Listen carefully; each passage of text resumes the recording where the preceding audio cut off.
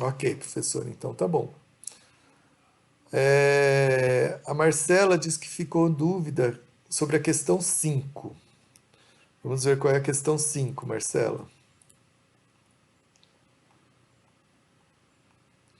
Ó, a questão 5 ele já te dá os dados categorizados, né? Só que olhe bem, ó, as categorias não têm o mesmo tamanho, tá? A primeira categoria tem tamanho 1, a segunda categoria tem tamanho 2, a terceira categoria tem tamanho 2, a quarta tem tamanho 3 e a quinta tem tamanho 5. Isso é um exemplo de histograma que pode ser feito também com categorias de bases diferentes, de tamanhos de bases diferentes, não tem problema nenhum. Só que ela exige um entendimento mais aprofundado um pouquinho sobre histogramas, né? Então veja, construa o histograma das duas distribuições.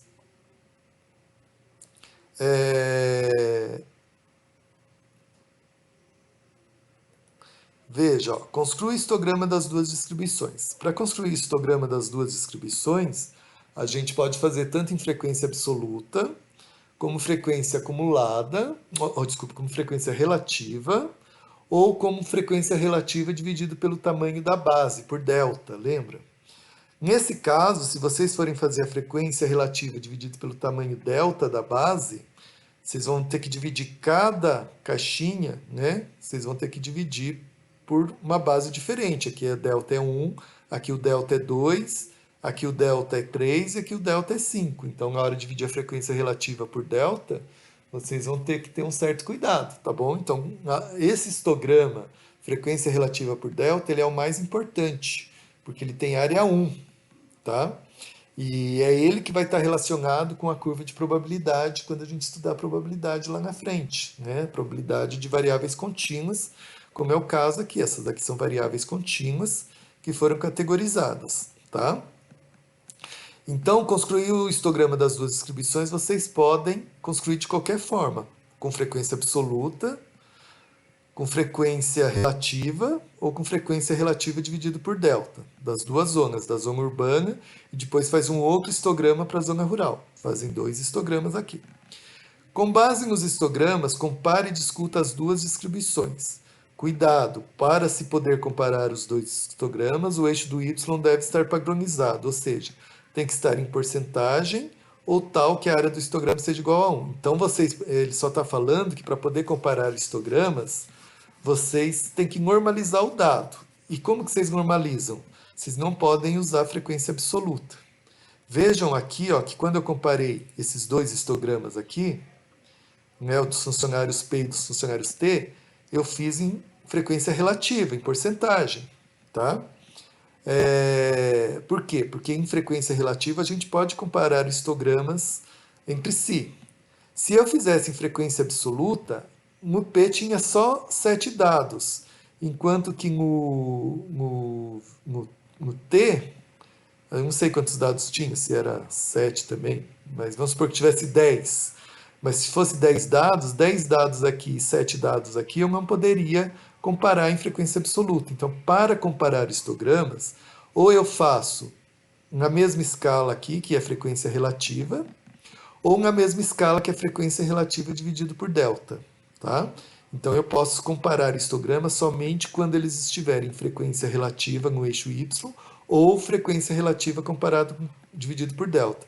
Que é isso que ele está falando aqui, ó, entre parênteses. Ele está falando que você só pode comparar histogramas se esses histogramas estiverem ou em porcentagem, que é a frequência relativa, ou estiverem em frequência relativa dividido por delta, que é o histograma de área 1.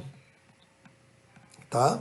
Então, vocês vão fazer o histograma normal, mas na hora de comparar, vocês têm que usar o histograma na variável frequência relativa ou na variável frequência relativa dividido por delta, tomando atenção que cada caixinha você pega a frequência relativa desse aqui, ó, por exemplo.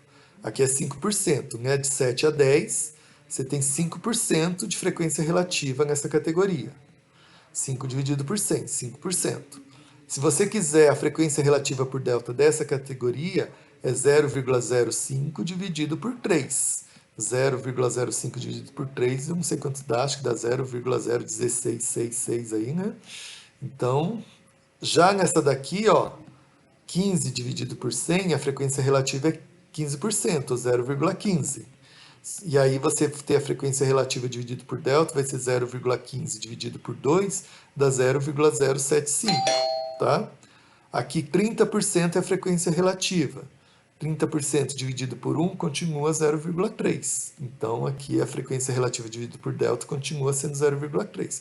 Então, só prestar atenção, cuidado nessas escalas aí que a gente vai usar, ou frequência relativa dividido por delta, ok?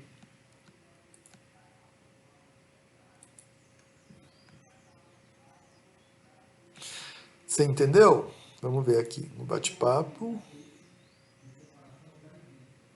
Marcela, você entendeu? Então você vai fazer, para poder comparar a zona rural com a zona urbana, você vai fazer histogramas em frequência relativa ou em frequência relativa dividido por delta, tá ok?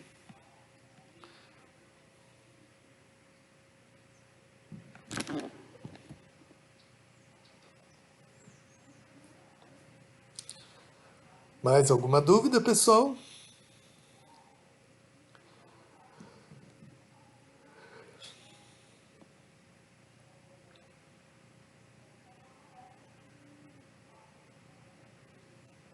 Então, os intervalos mudam a base, né, o tamanho da base, e isso vai alterar só na hora de fazer o histograma na variável frequência relativa dividido por delta, que é o histograma de área 1, tá? Então, nesse caso, os tamanhos diferentes das caixinhas vão influenciar nisso daí. Mas na base, você vai fazer o tamanho que está lá. A categoria que tem tamanho 1, você vai fazer uma base de tamanho 1. A categoria que tem tamanho 5, você vai fazer uma base de tamanho 5. Né? Tem que ficar tudo em escala, tudo bonitinho, tá bom? Tem que respeitar a escala, tá? Júlia, a minha primeira pergunta é se a relativa tem que estar em decimal ou pode ser fracionada, mesmo nos gráficos. Eu entendo que você está querendo se pode ser expressa na forma de números decimais, por exemplo, 0,0334 ou 0,25, ou escrever na forma de 1 sobre 4, que é fração, né? Tanto faz, tanto faz. Uma fração é igual a um número decimal e vice-versa. Todo número decimal pode ser transformado em fração e toda fração pode ser transformada em número decimal. Então, tanto faz se você usar a anotação decimal ou a anotação de fração, tá bom? Qualquer uma das duas representa a mesma coisa, tá bom, Júlia? Eu não sei se era essa a sua dúvida, mas me fala aí se era essa a sua dúvida. Era isso mesmo. Então, tanto faz, Júlia. Pode usar tanto decimal como fração, né? Existem aqueles algoritmos, né? Dízima periódica, aquelas coisas que você aprende a transformar todo número decimal em fração e toda fração em número decimal. A fração em número decimal é só dividir, não tem problema, né? Agora, pegar um número decimal e transformar em fração tem todos aqueles algoritmos, né? Multiplica por 10, divide por 9, né? Tem todos aqueles algoritmos lá que eu não vou relembrar aqui agora, mas todo número decimal pode ser escrito na forma de fração também, não tem problema, tá bom? Bianca, queria saber se é preciso calcular todas as frequências quando esse exercício não especifica. Não, Bianca, eu já discuti aqui com seus colegas que quando ele fala só frequência, ele está se referindo ou à frequência absoluta ou à frequência relativa. Porque uma é igual à outra só dividido pelo total, né? A diferença da relativa é a absoluta dividido pelo número total de dados. Então, quando ele fala só a palavra frequência, ele está querendo dizer frequência absoluta ou frequência relativa. Quando ele quer frequência acumulada, ele explicita que ele quer frequência acumulada. Então, se ele não usar a palavra acumulada, ele está se referindo só à frequência absoluta ou relativa, que é a mesma coisa, né? A menos de uma constante de multiplicação ou de divisão. Então, a palavra frequência sozinha significa frequência absoluta ou relativa. E se ele não fala qual das duas ele quer, você pode fazer qualquer uma das duas, ou fazer as duas, se você quiser, tá bom? Agora, quando ele vai falar de frequência acumulada, ele vai explicitar frequência acumulada. Ele vai usar a palavra acumulada, tá bom?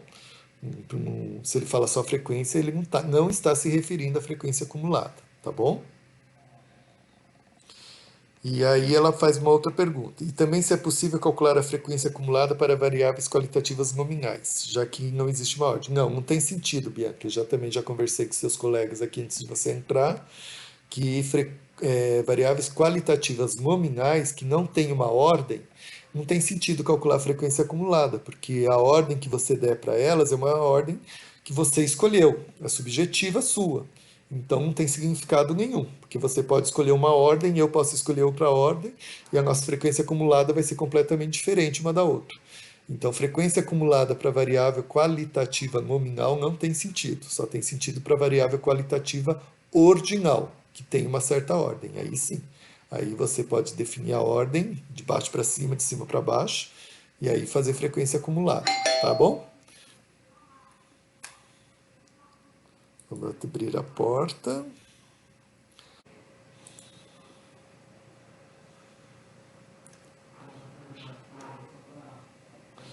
A Júlia. Questão 7b. É para fazer uma média e fazer um gráfico ou só fazer 3 gráficos? Fiquei confuso. Então vamos olhar qual é a questão 7b, Júlia. Peraí. Questão 7b.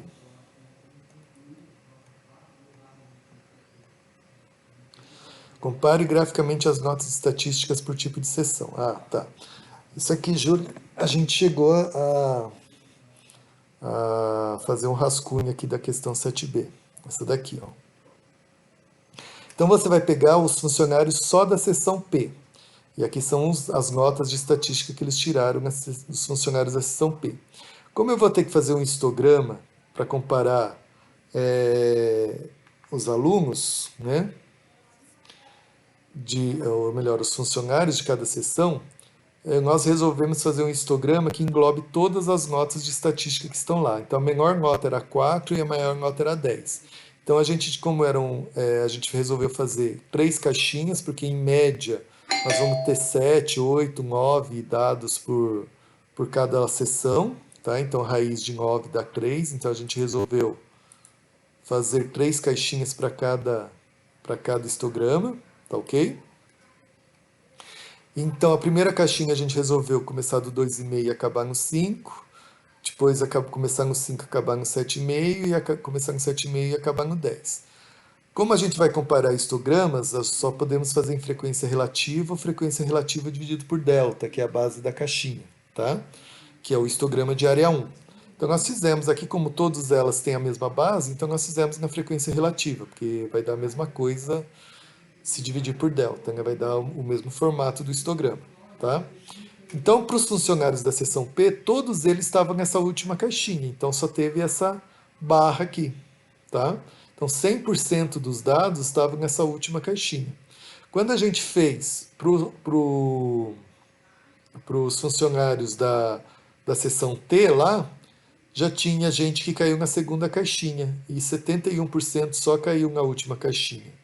Então, se você comparar os dois histogramas, você vai ver que aqui você tem já um deslocamento do histograma para a esquerda, significando que os funcionários da seção T tiveram uma nota levemente pior do que os funcionários da seção P. Os funcionários da seção P, todas as notas deles caíram na caixinha de notas mais alta, enquanto que os funcionários da seção T tiveram uns 71% caiu na de nota mais alta, mas teve 20 e poucos por cento que caiu aqui na caixinha do meio. Então houve um deslocamento do histograma para a esquerda, significando que a média das notas dos funcionários de T é menor do que a média das notas da seção P.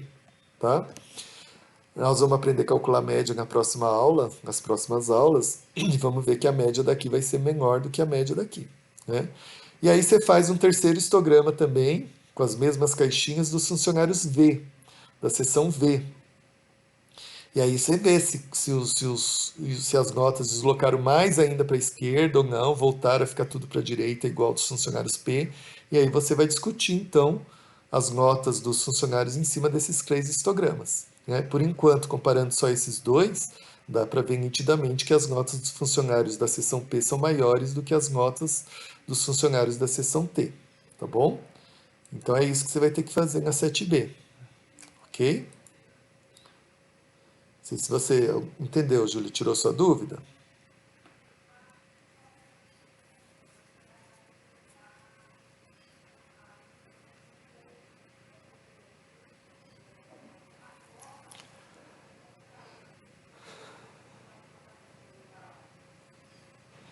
Júlia, tirou sua dúvida? Ou você quer que ficou ainda alguma dúvida que você queira tirar ainda do 7b?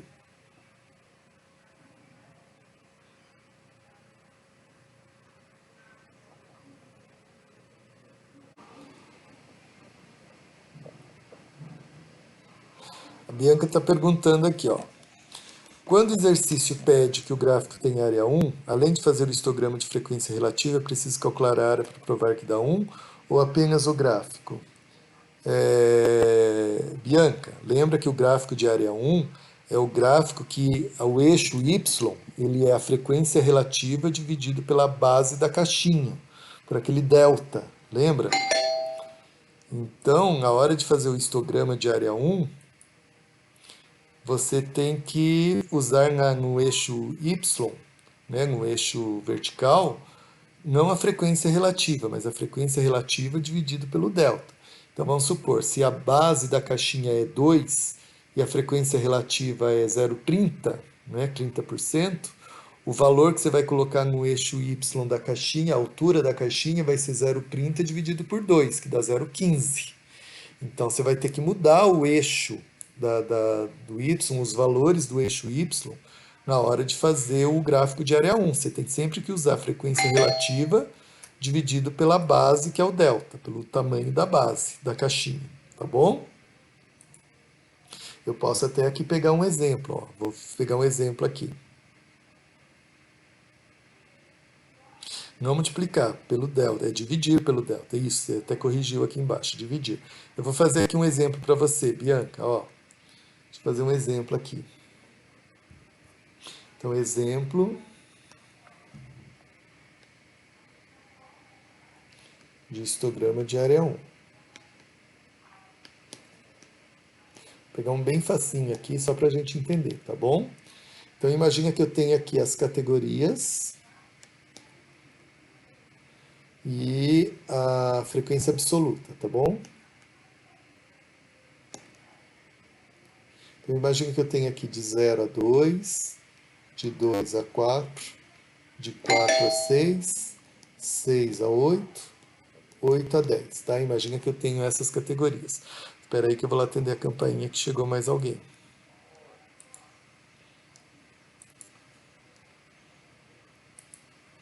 Então, vamos supor que eu tenho frequência absoluta aqui. 2, 4, 8, 5 e 1, tá bom? Então, eu tenho aqui o meu total. Eu tenho 6, 14, 20. 20 dados. Eu calculo minha frequência relativa. Então, minha frequência relativa aqui é 0,1, que é igual a 10%. 0,2, que é igual a 20%. Espero eu atender a campainha de novo. Espera aí.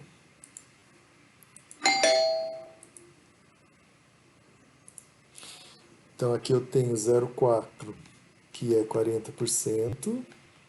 0,25, que é 25%. E aqui 0,05, que é 5%. Bom? Aí eu quero a minha frequência relativa dividida por delta.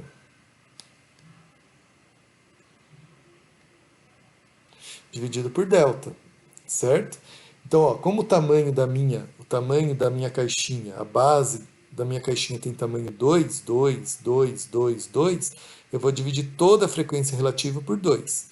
Se a minha caixinha tivesse tamanho diferente, vamos supor, aqui tivesse tamanho 2, 2, 2, aqui tamanho 1 e aqui tamanho 3, essa daqui eu ia dividir por tamanho 1 e essa daqui eu ia dividir por tamanho 3.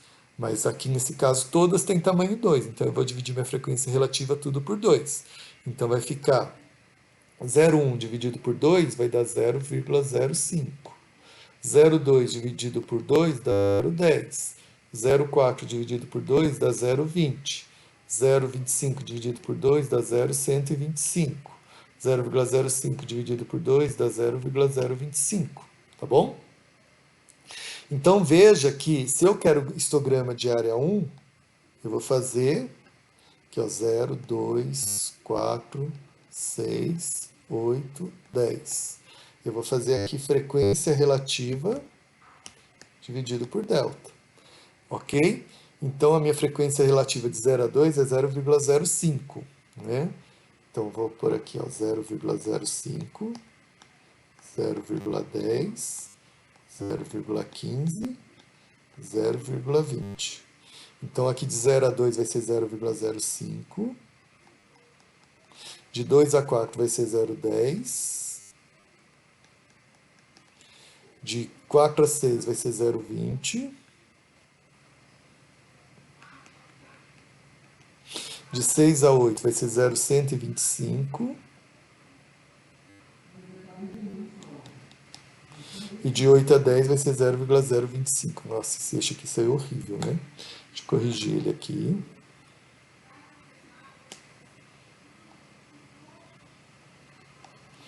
Aqui vai ser 0,025.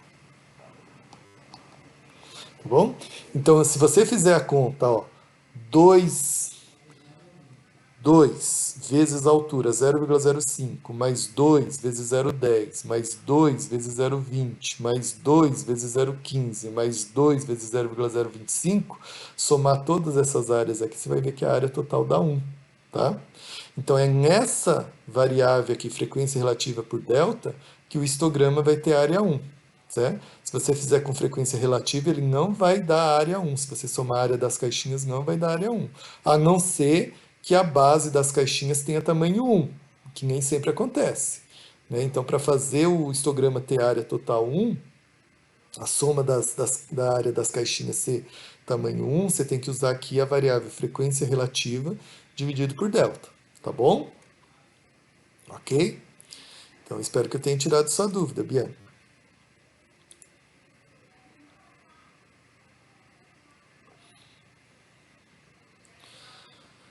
O Pedro Castelo, esse não era exercício, ele era um exemplo de histograma de área 1, como que eu construo histogramas de área 1, tá bom?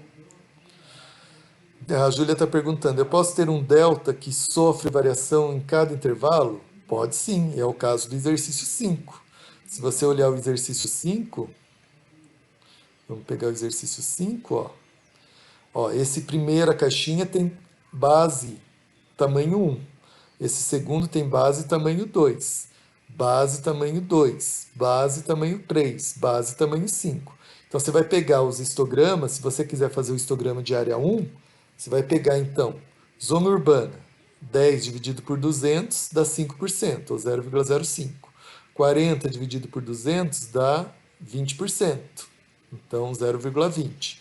Aqui vai dar 40%, 0,40, 25%, 10%, tá? Acho frequência relativa. Na hora de fazer a frequência relativa por delta, a frequência relativa aqui você vai dividir por 1. Aqui você vai pegar a frequência relativa e dividir por 2. Aqui no penúltimo você vai pegar a frequência relativa e dividir por 3. E aqui no último você vai pegar a frequência relativa e dividir por 5. Tá? Então a variável frequência relativa, o valor dela dividido por delta, vai ser a frequência relativa dividido pelo tamanho da base da caixinha que você está. E aí, se a caixinha tiver tamanho diferente, você vai dividir por tamanhos diferentes, ok? Então é isso mesmo, tá, Júlia? Entendeu, Júlia?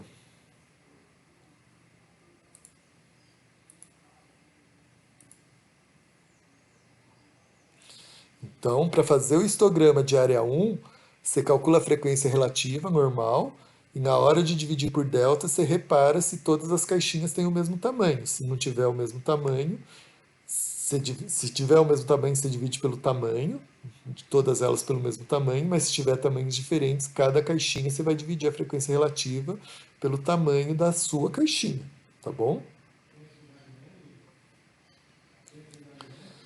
Mariana está fazendo uma pergunta. Quando o exercício pede apenas o histograma, é preciso entregar junto com a tabela de frequências no qual ele foi baseado? Sim, é preciso. O histograma sem a tabela de distribuição de frequências, assim, até pode, mas é bom, o correto é você ter a distribuição de frequência junto, porque aí você tem os valores mesmo, seja a frequência absoluta ou a frequência relativa, tá? Porque se você tem a frequência relativa, você sabe o número total de dados que você tinha, então você sabe a frequência absoluta e vice-versa.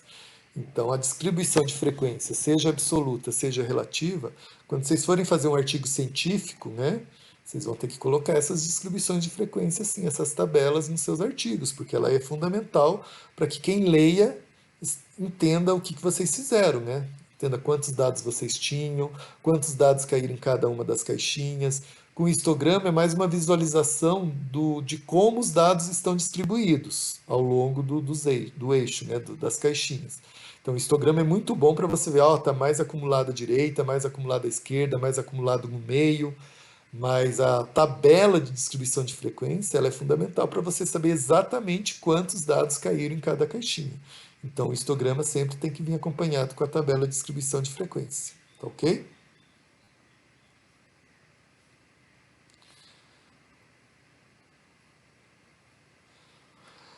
Bom, a questão de passar limpo, Mariana, é mais um exercício para quando você for realmente fazer seu artigo científico, né? Geralmente, quando a gente faz artigos científicos, ou mesmo relatórios, se você for trabalhar numa empresa técnica, como socióloga, como economista, como gestora de projetos ambientais, projetos urbanos, né? Você vai ter que fazer relatórios, fazer artigos, e na hora de fazer relatórios, primeiro você vai ter lá o seu rascunho, né? Na hora de passar limpo o relatório, você vai ter que passar, fazer a tabela bonitinha. Então, isso já é um exercício para vocês irem aprendendo a fazer isso quando vocês estiverem trabalhando realmente lá fora com essas coisas, tá ok?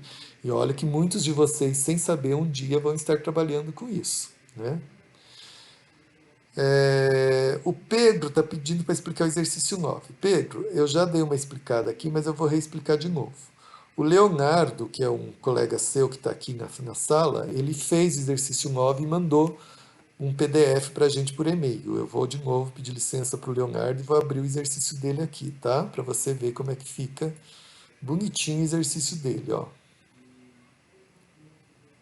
Ah, não, desculpa, o exercício dele está aqui já. Já abri aqui no PDF. Está aqui, ó. Então, no exercício 9, o que você vai fazer? Olha, ele quer a frequência acumulada. Ele fala explicitamente da frequência acumulada, né? Então, exercício 9 está aqui. Faça o gráfico da frequência relativa acumulada. Então, ele quer a acumulada, tá? Então, veja que quando ele quer a acumulada, ele explicita que ele quer a acumulada. Quando ele usa só frequência, ele está se referindo apenas à absoluta ou à relativa. Nesse caso, ele falou frequência relativa. Mas ele falou acumulada, então ele quer acumulada. Então, o que o Leonardo fez aqui, ó? Ele começou do zero. Até chegar no 20 anos e 10 meses, que era o dado de menor valor, não tinha nenhum dado. Então era zero aqui, ó. Eu vim acompanhando zero. Quando chegou em 20 anos e 10 meses, ele pulou o valor da frequência relativa para 1/36. Porque são 36 dados, é o primeiro dado, então ficou 1/36. E ficou esse valor acumulado até chegar ao próximo dado. Chegou aqui no próximo dado, vamos supor que era 21 anos e 8 meses, sei lá, ele pulou para 2/36. Então foi o segundo dado, pulou para 2. E assim foi, cada dado novo que aparecia, ele pulava um degrauzinho aqui dessa escada. Ó. Então foi subindo de degrau em degrau até chegar lá no 36, porque quando chegou no último dado, chegou no 36/36. Então a frequência relativa acumulada. A única coisa que eu sugeri para o Leonardo é ligar as verticais dos degraus aqui, ó. Então você vai ter aqui os degraus, a escadinha, e liga as verticais para formar uma escadinha bonitinha e vai com essa escadinha até chegar lá no 1, né, 36/36, que é o valor máximo da frequência relativa acumulada. Tá bom? E aí, para achar os valores relacionados com 25%, 50%, o que ele fez? Ele pegou 25% aqui, que é 9/36, projetou em cima da curva, projetou aqui no eixo X e chegou a esse valor aqui. Então, esse valor aqui é o I correspondente a 25%. Fez a mesma coisa com 50, com 75 e chegou a esses valores aqui, que são os valores correspondentes a 50 e 75%. Nós vamos aprender nas próximas aulas que esses valores aqui correspondem ao primeiro quartil, mediana, que é o segundo quartil, e terceiro quartil, que são valores importantes dentro da estatística, né?